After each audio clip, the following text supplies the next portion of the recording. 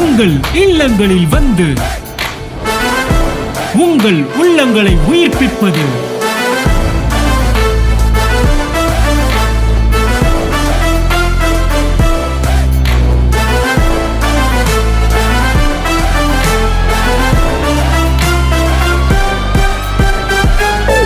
உங்கள் channel DJ.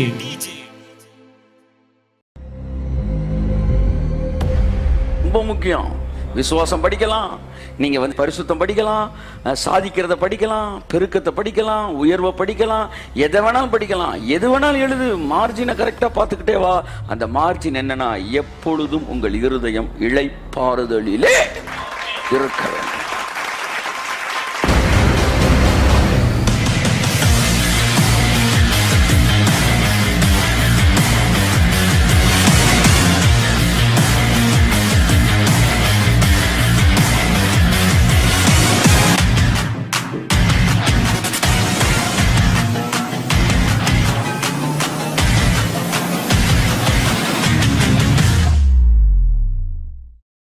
கர்த்தர் நல்லவர்.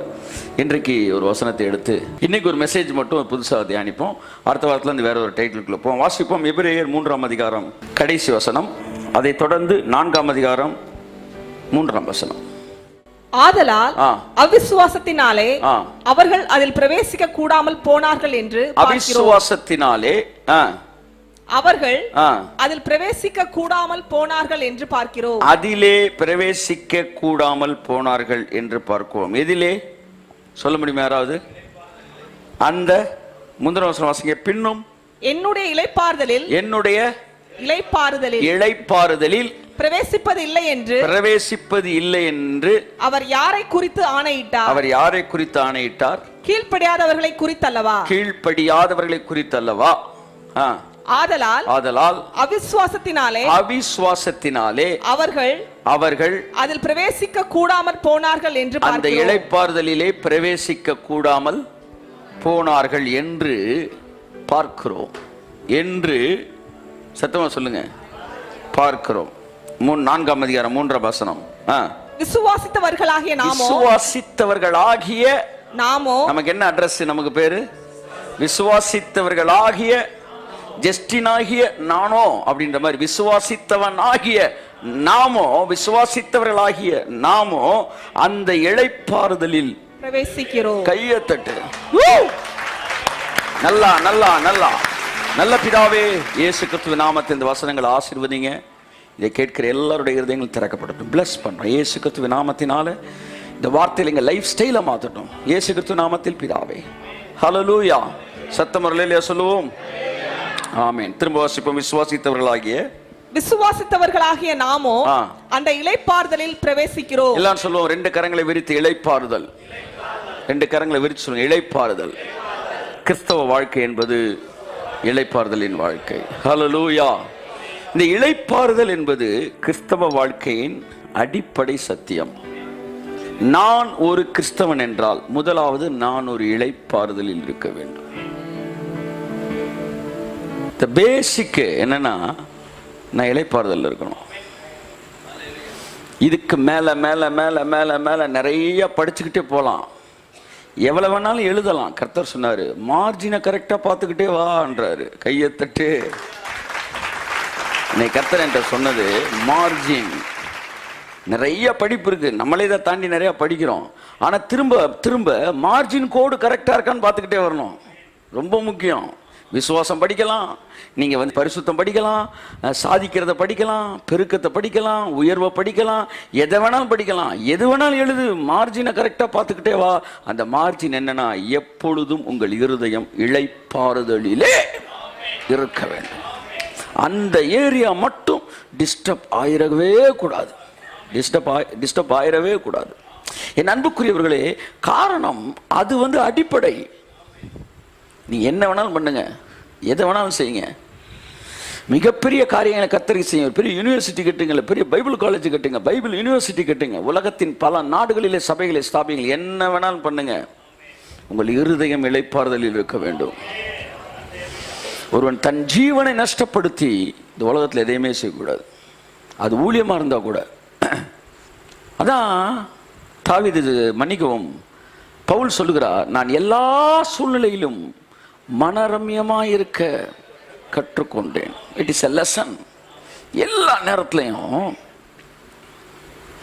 அப்படி இருக்கணும், ஃப்ரீயாக இருக்கணும்.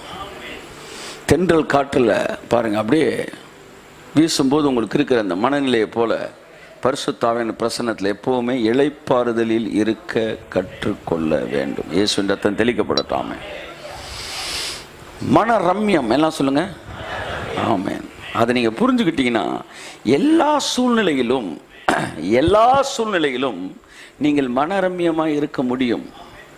தேவனோடு கூட இருக்கிற அந்த தொடர்பு உங்களை மனரம்யமாக வைத்திருக்க முடியும்.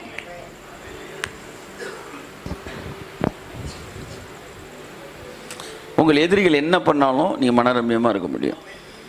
ஆமாம், சிலர் பாருங்க, 100 பேர் சப்போர்ட்டர்ஸ், 100 பேர் இவனுக்கு கூட இருக்கிற இருப்பாங்க, ஆனால் 2 பேர் தான் எதிரி இருப்பாங்க. அந்த 2 பேரே தான் பேசிக்கிட்டு இருப்பாங்க. கர்த்தர் என்ன சொன்னார், திடீர் நேற்று இதை பார்த்தேன், நம்ம உத்தம வில்லன் படம் பார்த்தீங்களான்னு கேட்காங்க. மெசேஜ் கேட்டேன், கீழே ஒரு 105 பேர் லைக் போட்டிருந்தாங்க, ஒரு 2 பேர் டிஸ்லைக் பண்ணியிருந்தாங்க. அதுக்கும் இந்த 2 பேர் எவன்னு தெரில. அக்கா நான் போட்டேன், நீங்கள் போட்டீங்களா? தங்கச்சி நீ போட்டியாமா? அக்கா நான் போட்டேன். இப்படி போகிறேன், யார் அந்த 2 பேரும் திறந்து போட்டு வரேன். நான் சொல்லுவேன், அதான் பிடிக்கல, அப்படியே திரும்ப பார்த்துட்டு ஒரு டிஸ்லைக் போட்டுக்கிட்டே போகிறேன். கர்த்தர் சொன்னார், 100 பாருன்னாரு. 100 பாரு, 2 பார்க்காத, 100 பாருன்னாரு. என்ன தெரியுது உனக்குன்னாரு. ஒன்றும் தெரியல ஆண்டவர், என்ன அவர்களோடு இருப்பவர்களை பார்க்கலாம் நம்மோடு இருக்கிறவர்கள் அதிகம். ஐயா நல்லா தட்டு.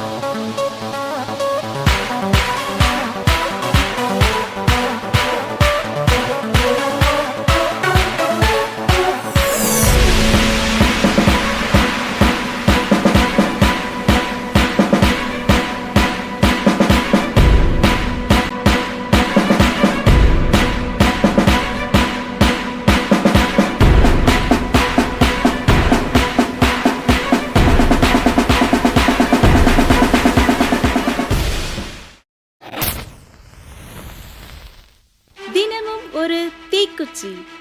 தின தியான மாத இதழ். வேதம் முழுவதற்கும் விளக்க உரை படிக்க விருப்பமா? ஆதியாகமம் துவங்கி வெளிப்படுத்தின விசேஷம் வரை பக்கம் பக்கமாய், வசனம் வசனமாய், தேவ வார்த்தையை தேனித்தேனாய் சுவைக்க. இந்த வசனம் என்ன சொல்கிறது? ஏன் சொல்கிறது? இதன் அர்த்தம் என்ன? இதிலிருந்து தேவன் உங்களுக்கு தரும் ஆசீர்வாத வாய்க்கால் என்ன என்கிற ஏராளமான கோணங்களில் வேத புத்தக விளக்கத்தை வீட்டிலிருந்தபடியே விளங்கிக் கொள்ள, அணைந்து போன உங்கள் ஆவிக்குரிய வாழ்வை அனலாக்கி எழுப்ப, தினமும் ஒரு தீக்குச்சி. இது ஒரு தின தியான மாத இதழ். இதை புத்தகமாகவோ மின்னஞ்சலாகவோ பெற்றுக்கொள்ள நீங்கள் தொடர்பு கொள்ள வேண்டிய தொலைபேசி எண் 87 60 60 90 20.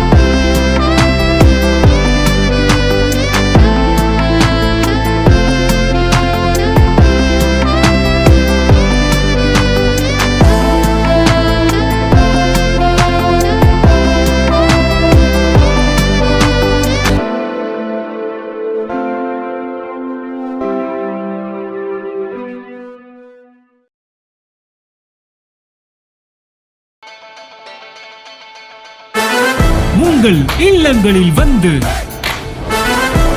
உங்கள் உள்ளங்களை உயிர்ப்பிப்பது